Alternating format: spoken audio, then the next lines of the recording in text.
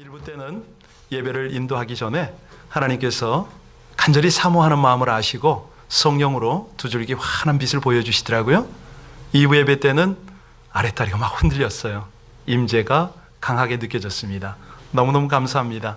우리 주님 살아계시고 이 자리에서 부족한 종을 통해서 오늘도 말씀 주실 것을 믿으시기 바랍니다. 사실 우리 시간이 소중한데요, 우리 기독교에서는 이 시간이란 것이 코스가 있습니다. 종말이 있지요. 이걸 우린 기독교라고 합니다. 이 한 번 가면 다시 오지 않는 이 시간, 이것이 흘러간다.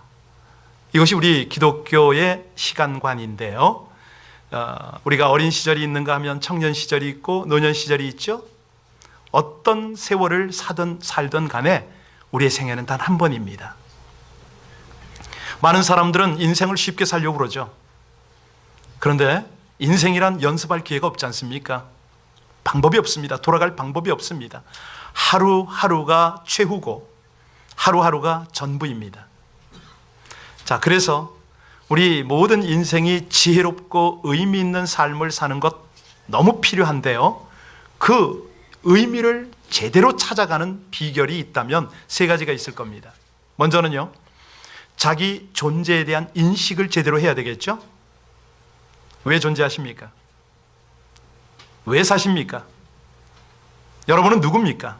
라는 문제에 대해서 한 번쯤은 고민하고 또 답을 얻어야 될 것입니다. 그래야 2019년 4월 말일을 살아가고 있는 나는 왜 있는가?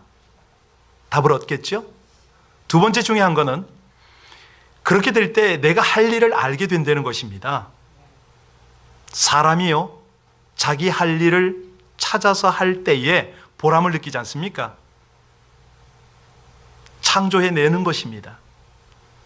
자기가 할 일을 알고 그 일을 하고 그것도 열심히, 그럴 때 어떤 가치감과 삶의 의미를 느끼겠죠.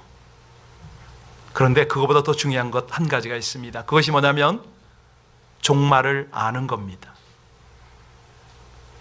나의 죽을 날을 기억하고, 아니 준비를 하는 거죠. 그렇게 사는 것은 놀라운 지혜입니다. 학교에 들어가는 아이가 입학이 있으면 졸업이 있지 않습니까? 직장에 들어가는 날이 있으면 또 그만두는 날이 있습니다. 이 세 가지만 확실하게 정리를 하고 살아간다면 인생은 유한하지만 자신과 가정과 내가 속한 공동체에 의미를 부여할 수가 있겠지요. 인도에서요, 도둑질하는 군수가, 시장 군수 발견되어 가지고 아주 화제거리가 된 적이 있습니다. 이 사람이요, 콜하프 군의 군수인데 이름이 마하라자예요. 낮에는 아주 존경받는 군수로 열심히 일을 합니다. 그런데 밤만 되면 갱단의 두목 역할을 하네요. 그래가지고요, 자기 부하들이 군청까지 덮쳤어요. 자기가 일하는 곳을. 그리고 더 재밌는 것은 그 강도단을 체포하기 위해서 군수의 이름으로 현상금까지 걸은 거예요. 여러분, 이게 남의 얘기 아니거든요. 어디서나 이런 사람이 있습니다. 겉으로는 거룩한 척합니다. 그런데 속으로는 부정한 그런 행동을 하고 사는 사람이 있죠. 자신을 위해서 돈이 됐던 권력이 됐던 섹스가 됐던 아주 자신의 쾌락을 위해서라면 어떤 행동도 서슴지 않고 함부로 살아가니까 자신 망치고 공동체를 다 망치는 그런 인생들이 있지 않습니까? 문제는 예수를 믿는 사람, 크리스찬이라고 하는 사람 중에도 이런 사람이 있다는 거예요. 그래서 우리 주님께서 이 야고보서를 통해서 뭐라고 그러시냐면 악은 그 모양이라도 버리라, 이 말씀을 하시거든요. 그리고 너를 확인하고 싶은데 너 정말 예수 믿는 사람 맞아? 믿음이 있어? 그렇다면 너의 삶으로, 행동으로 너의 믿음을 보여봐라. 이게 야고보서입니다. 지금 우리가 3장 거쳐서 이제 4장까지 왔지 않습니까? 오늘 4장 마무리를 하고 있는데 여기서는 참 신자라면 진짜 예수 믿는 사람이라면, 특히 리더가 되기를 원한다면 이러이러한 덕목은 꼭 갖추어야 될 것입니다 라고 강조하는 두 가지가 있으니, 하나는 말에 대해서 실수를 줄이라, 또 하나는 화평케 하라, 이거거든요. 특히 여기서 굉장히 강조하는 게 뭐냐면 말의 위험성을 강조를 합니다. 왜 그러냐면 서로 비방하는 이 말은 옳지 않다는 거죠. 왜냐하면 이 비방, 말을 함부로 하는 것 때문에 공동체 내부에 갈등이 생기니까. 근데 갈등까지는, 생기는 것까지는 뭐 그렇다 하더라도 해결이 간단치가 않다는 겁니다. 그래서 오늘 한마디로는 죄에서 떠나라, 이 말씀인데, 형제를 비방하고 허탄한 자랑을 하는 바로 그 죄, 한마디로 교만입니다. 여기서 떠나라 하시면서 오늘 본문 11절을 시작하십니다. 우리 11절 다시 한번 봉독합니다. 시작. 형제들아 서로 비방하지 말라. 형제를 비방하는 자는, 형제를 판단하는 자는 곧 율법을 비방하고 율법을 판단하는 것이라. 내가 만일 율법을 판단하면 율법의 준행자가 아니요 재판관이로다. 충분히 알아들으셨습니까? 당시에 유대인들은 파가 많았습니다. 바리새파, 사두개파, 열심당, 에세네파. 서로 나누어져 가지고 우리가 옳다는 거예요. 우리가 진리를 따라가고 우리가 의롭다고 얼마나 대립을 하는지 모릅니다. 여러분들이요, 그 모습 잘 봤는가? 그렇다면 여러분들은 유대교에서 그리스도인이 된 크리스찬인데 당신들은 그 모습을 닮아가지 말아야지. 서로 비방하거나 판단하지 말라는 겁니다. 그러면서 아주 너무 놀라운 말씀을 하세요. 서로 형제를 비방하고 판단하는 자는 뭘 판단한다고요? 율법을 비방하고 율법을 판단한다. 와우. 여러분, 여기서 우리는 우리 하나님의 마음을 조금은 좀 이해하려고 본문으로 접근을 좀 깊이 해볼 필요가 있습니다. 율법을 만드신 분이 누구십니까? 맞습니까? 예. 자, 그러면 율법을 만든 분이 왜 만드셨는가? 우리는 목적을 알죠? 우리를 힘들게 하려고요? 아닙니다. 우리를 보호하게 하려고 지난주부터 계속 말씀을 드리고 있는데, 자, 우리에게 생명을 가지고 영원한 세상을 향하도록 하나님은 안전장치를 해주셨어요. 그분이 이 율법을 주관하신다. 그 내용을 우리는 압니다. 12절 같이 읽겠습니다. 시작. 입법자와 재판관은 오직 능히 구원하기도 하시며 멸하기도 하시느니라. 너는 누구에게 이웃을 판단하느냐? 여러분, 지금 이게 초대교회 안에 일어났던 일 아닙니까? 오늘날도 동일합니다.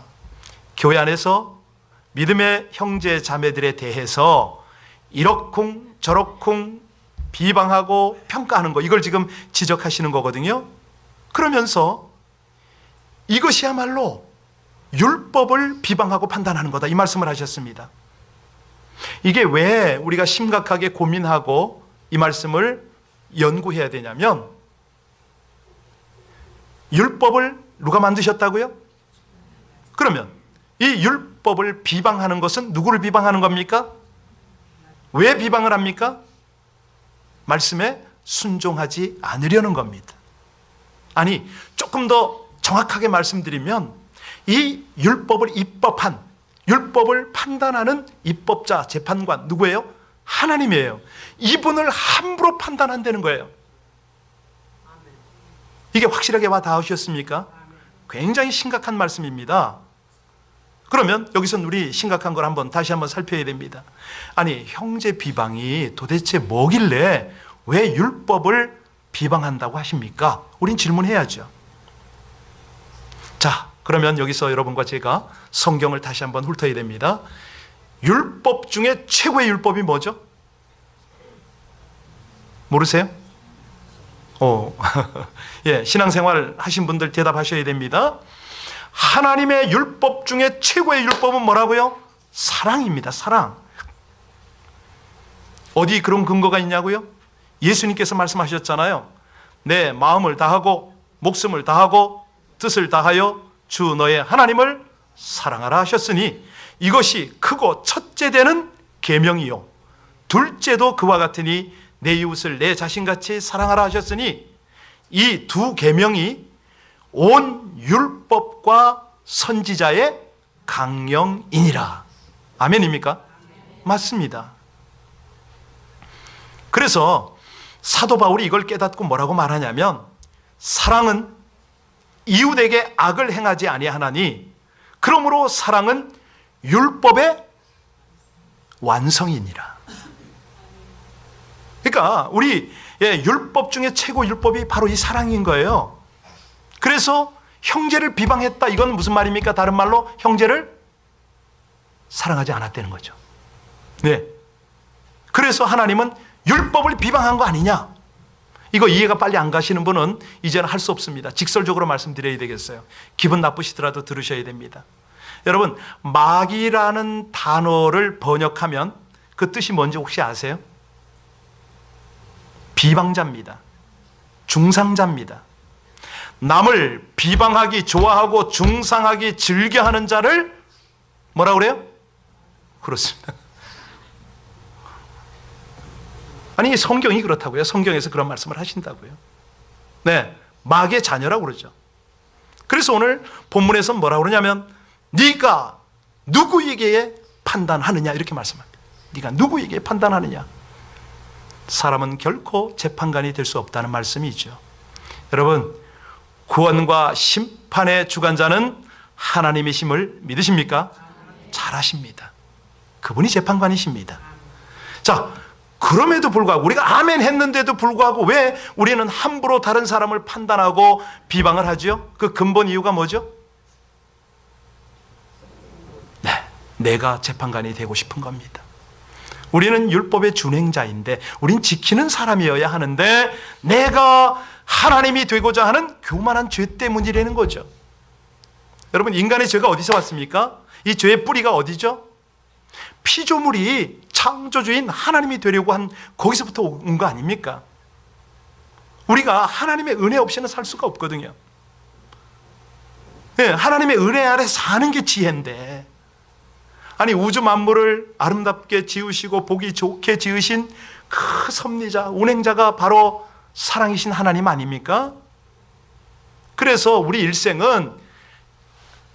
동안 하나님을 친밀하게 교제하고 그분을 사랑하고 그분이 부탁하신 사랑을 감당하기에도 우린 부족합니다. 그죠? 근데 이게 안 돼요. 왜요? 세상에 속고 있기 때문입니다. 아니 마귀에게 속고 있기 때문입니다. 계속 속아서 비방하고 판단하고 미워하고 이 세월을 지내보세요.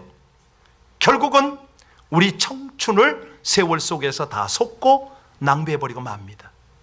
오늘 본문이 이 배경 속에 그 말씀이 있는 거예요.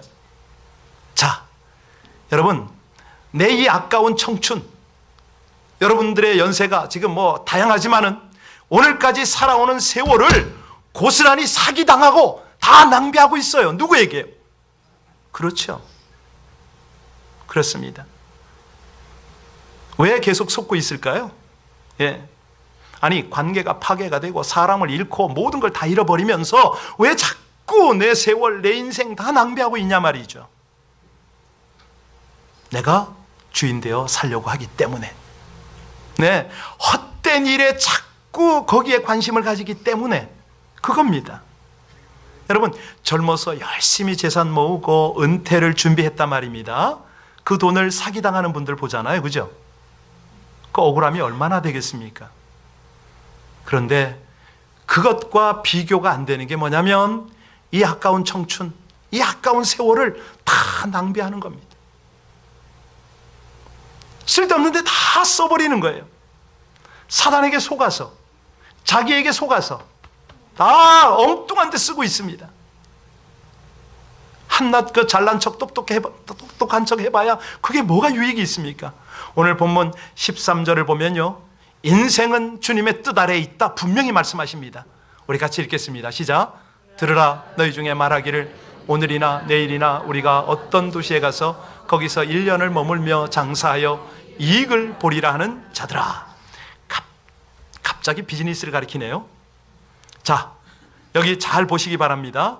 본문에 나오는 이 사람들, 어떻게 느껴집니까? 치밀합니다. 계획 잘 짰습니다. 그죠? 자, 도시도 잘 정했습니다.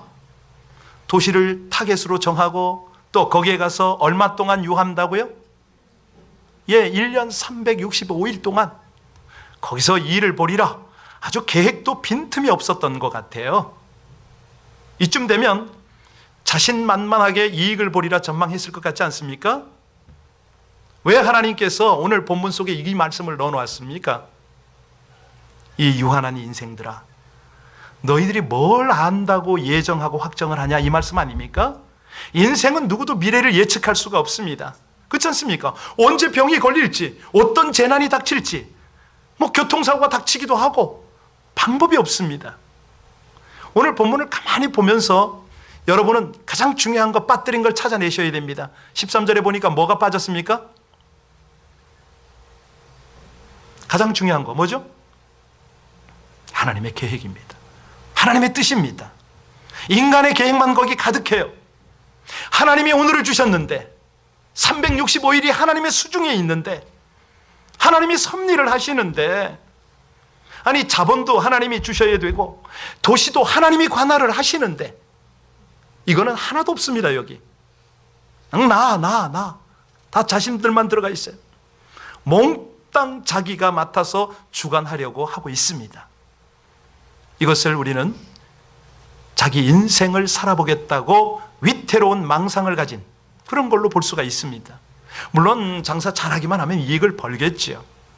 큰 부자가 되고 사업가도 될 수 있을 겁니다. 물론 다 부자가 되는 건 아니지만, 자, 그렇게 자기 마음대로 자기 인생을 살아보겠다고, 자기 어떤 뜻을 펼쳐보겠다고 부하, 내동하는 모습에 일침을 가하는 말씀이 14절 아닙니까? 14절 같이 읽겠습니다. 시작. 내일 일을 너희가 알지 못하는도다. 너희 생명이 무엇이냐? 너희는 잠깐 보이다가 없어지는 안개니라. 아트미스, 안개의 원래 언어입니다. 무슨 소리냐면 연기, 수증기 이런 뜻인데요. 여러분, 안개가 어떻습니까? 쫙하게 있다가도 태양이 떠오르면 순식간에 사라져버리죠. 순식간에 자취를 감춥니다. 인생에다가 이 안개를 비유하셨어요. 무슨 뜻인지 이해하셨어요? 안개같이 짧고 허무하고 불안정한 것이 인생이다. 인생 무상을 말합니다. 아니 여러분, 그런 경험 모르세요? 갑자기 어제까지 멀쩡하던 사람이 오늘 가보니까 감옥에 가 있어요. 갑자기 떠나버렸어요. 너희 인생, 너희 생명이 뭐냐? 잠깐 보이다가 없어지는 안개다.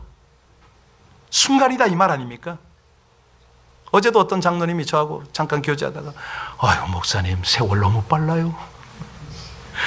순식간에 날아갑니다 그러더라고요. 사실이요, 실감이 안 나죠. 우리 2주 전에도 장례 예배를 드렸잖아요. 우리 성민 형제. 아니 20대 중반이에요. 아침에 건강한 몸으로 집을 나섰어요. 그런데 이게 오후에는 어떻게 된 겁니까? 연락받았더니 시신이 돼버렸잖아요. 아니 가족들이 얼마나 기가 막힙니까? 이 자리에 계시지만 엄마도 마음이 아프시죠. 제가 그 얘기를 들었어요. 성민 형제가 아주 애지중지하던 개가 문소리만 나도 문을 바라본대요. 밥을 안 먹는데 개가. 많은 생명들이 떠나는 일이 얼마나 순식간에 이루어지고 있는지 모릅니다. 그래서 하나님은 말씀하십니다. 너 인생 잘 살펴. 밤에 한 정점 같은 거야. 잠깐 자는 것 같아. 세월은 신속하게 날아간다고 말씀하십니다. 사는 날이 연기같이 소멸된다. 아니 세상 사람도 성경이 아니라도 다 알아요. 일장춘몽이라고 그러잖아요. 그죠? 초로인생이라고 그러고, 영역과객이라고 그러고, 화무시비롱 이런 말을 씁니다. 근데 성경은 이걸 아주 구체화하세요. 누가복음 12장에 보면 우리가 잘 아는 부자 이야기 나오잖아요. 부자 농부. 예수님이 뭐라고 교훈하셨습니까? 곡식의 곡식이 너무 많이 소출이 돼서 곡간을 넓혔습니다. 그리고 크게 창고를 짓고 가득 쌓아놓고 하는 말이 뭐였죠? 내 영혼아 편히 쉬자. 마음껏 먹고 마시고 뚱땅거리며 즐거워하자. 그때 우리 주님께서 뭐라고 그러셨죠? 정신 차려라. 오늘 밤에 내 영혼을 도로 찾으리니 네가 그렇게 쌓아놓은 것이 누구 것이 되겠느냐 말씀하시잖아요. 그렇죠? 속으로 따라하십시오. 나에게도 오늘 밤이 있다. 예, 그렇습니다. 저도 오늘 밤에 주님이 부르실지도 모르죠. 그런 인생이 계속 뭐가 그렇게 대단하다고 향락을 좋아합니다. 그냥 뭘 즐길 것만 찾습니다. 향락? 잠깐 사라지는 안개 아닙니까? 또 그냥 자기를 위해서는 엄청나게 재물을 움켜쥡니다. 남의 돈은 아깝지 않아요. 재물? 잠깐 없어지는 안개입니다. 다이아 반지, 자가용, 좋은 주택 귀할 수 있어요. 그러나 하나님은 분명히 말씀하십니다. 그건 유한하다. 잠깐 사라지는 안개다. 그래서 이 똑똑한 사람들, 특히 유대인 중에 그 랍비 토케이어가 그런 말을 했네요. 영원히 살 것처럼 배우고 내일 죽을 것처럼 살아라. 진짜 그 와닿는 말이에요. 영원히 살 것처럼 그렇게 하나님을 배워야죠. 말씀을 배워야죠. 네. 그런데 내일 죽을 것처럼 오늘 하나님 앞에 부끄러움 없이 살아야죠. 이겁니다, 이거. 오늘 하나님은 계속 말씀하세요. 너희가 내일 알아? 내일을 아냐고. 내일을 알지 못하는 인생이기 때문에 계속 하나님의 뜻을 좀 살펴보랍니다. 그리고 무한한 영원한 미래를 위해서 좀 내 이웃들을 좀 살피려는 거예요. 늘 영원히 살 것처럼, 우리의 영혼이 가서 영원히 살 것처럼 그렇게 오늘의 주어진 삶을 최선을 다하라.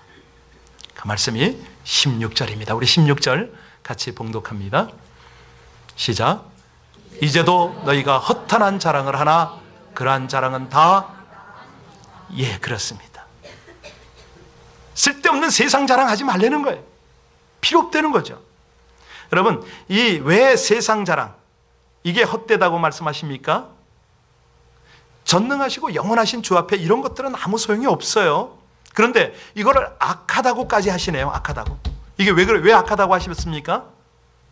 사람이 본분을 잊어버리기 때문에 그렇습니다. 자기 자신을 몰라요. 그러니까 내가 하나님인 것처럼 그렇게 행동을 한다는 거예요. 삶의 중심을 본인이 차지하고 있기 때문에 잘 되면 교만에 빠지고 조금만 잘못되면 주변 사람 탓을 하고 원망을 하고 죄를 계속 범하네요. 왜 그러냐면 하나님 안에서 자신의 정체성을 몰라서 그래요. 삶의 중심이 떠나 있어요. 자, 이렇게 유한한 오늘 죽을지 내일 죽을지도 모르는 인생이 영원하고 무한한 주님을 따라가기 위해서 17절에 뭐라고 그러십니까? 읽겠습니다. 시작. 그러므로 사람이 선을 행할 줄 알고도 행하지 않으면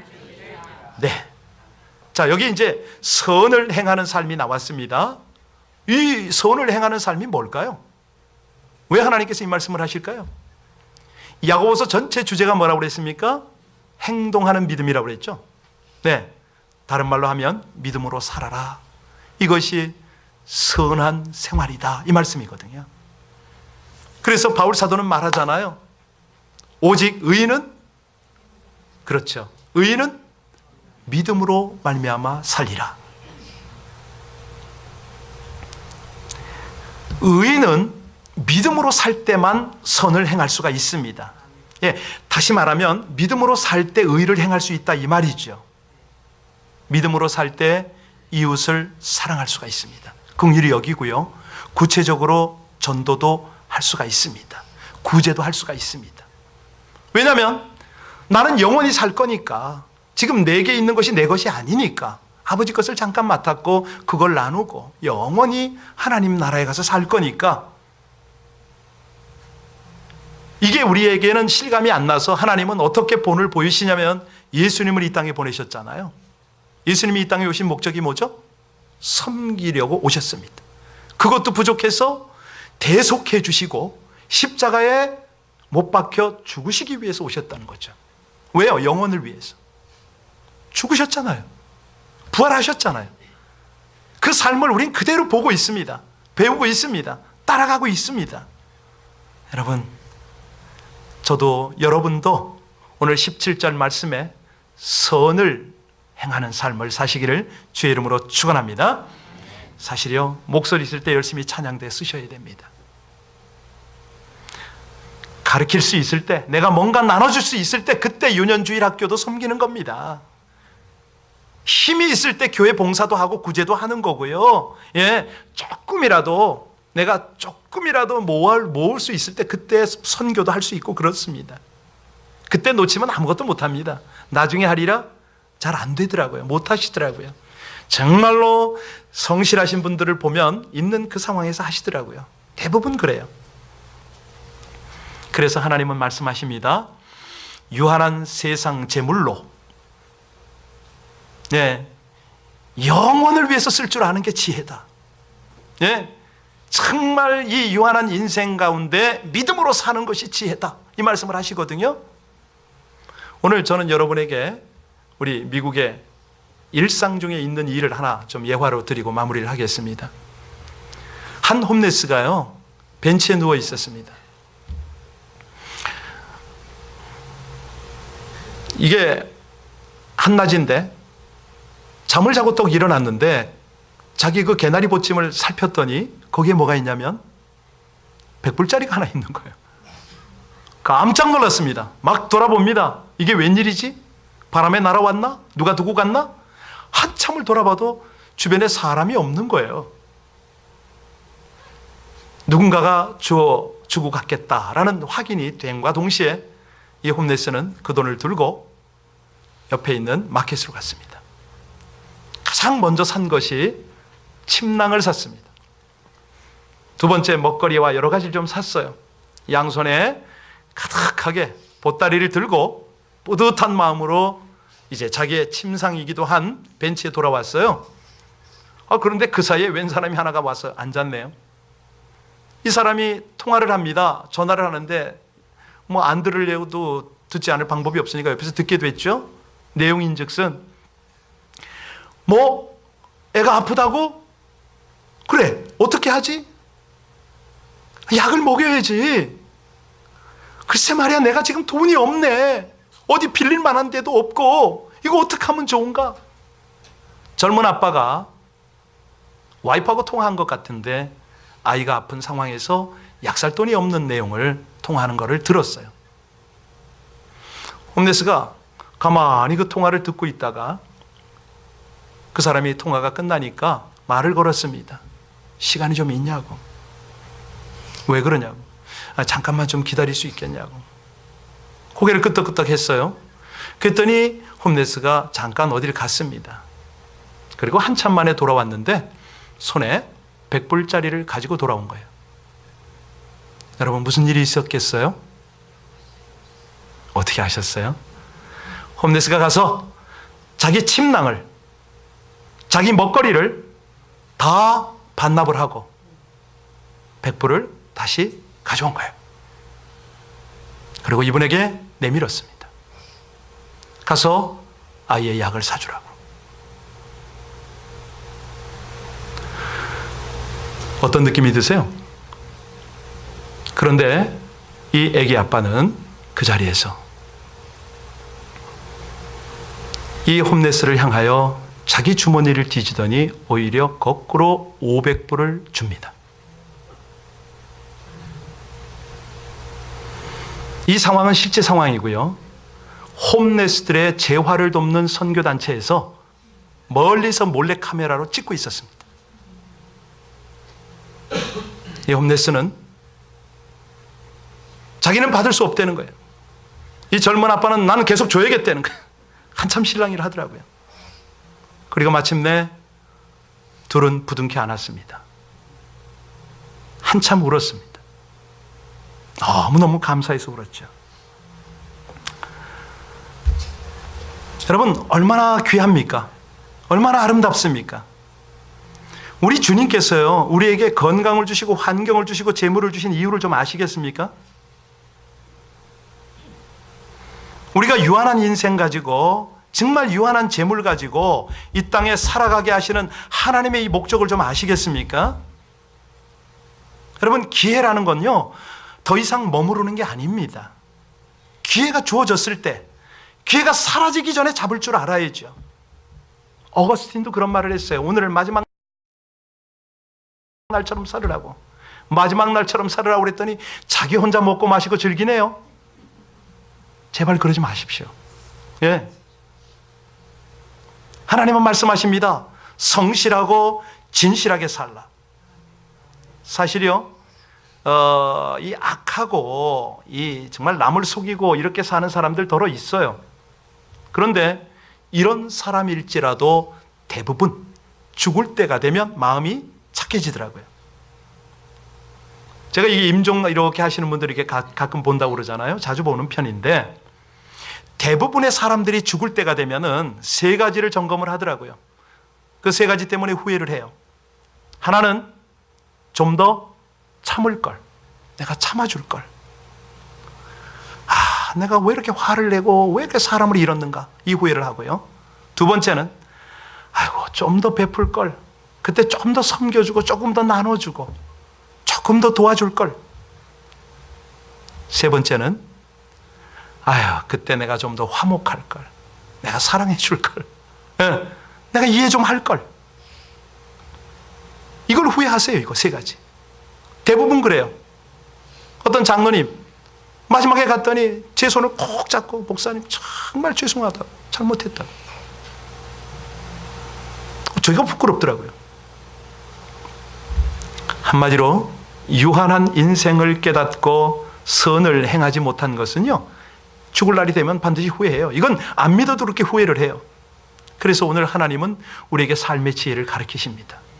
예, 하나님은 영원하고 무궁하시다는 거예요.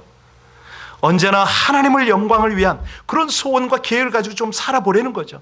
선용을 하며 살아보려는 거예요. 인간적으로는 내일의 계획이 아무리 멋지고 훌륭해도 오늘 행하는 작은 선행만 못하다는 겁니다. 요즘에 하나님 많이 은혜를 주시잖아요. 지난주 화요일 날인가요? 우리가 그 미랄선교회 장애우들, 나눔선교회 마약하는 청년들 잠깐 조금 섬겼는데, 그러자마자 한 분을 통해서 그냥 우리가 섬긴 것보다 배로 그냥 갚아주시더라고. 또 잠시 후에 광고하도록 하고요. 우리 하나님의 뜻을 이루는 거, 이거야말로 세상에서 가장 아름답고 귀한 거 아닙니까? 야고보서 전체를 통해서 주님께서 우리에게 당부하시는 게 뭐라고 그랬죠? 믿음이 있냐? 행동으로 좀 보여라. 이 말씀이거든요. 예. 이왕이면 선한 행실로 복음을 전하고, 아니 홈레스 구제하는 것도 감동이잖아요. 그런데 하나님 입장에서 볼 때 영혼 하나를 살리고 영혼을 구원하는 거 얼마나 귀한 일입니까? 그거거든요, 그거. 그래서 그 아름다운 영혼과 함께 천국에 손잡고 가는 거 아닙니까? 거기에 먼저 간 영혼이 있다면 우리를 기쁨으로 맞이할 거 아닙니까? 예. 바로 그 일을 위해서 우리에게 인생을 주셨습니다. 사실은 오늘 주만 의지를 찬양하고 싶은데요, 부탁까지 해놓고 제가 자신이 없어요. 따라 할 수가 없는데 할 수 없이 찬송을 좀 합시다. 우리 463장 신자 되기 원합니다. 진실로 진실로. 우리 이 찬송을 하면서요, 우리 안개 같은 인생임을 하나님 앞에 인정해야 됩니다. 그럴 때 자신과 가정과 공동체를 위한 눈이 열립니다. 그렇죠?